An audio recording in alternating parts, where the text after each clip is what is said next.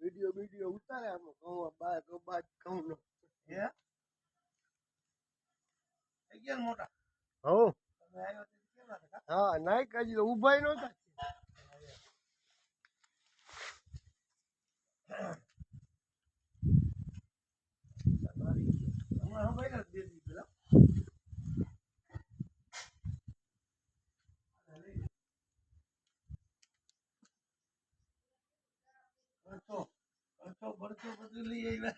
બધું કમ્પ્લીટ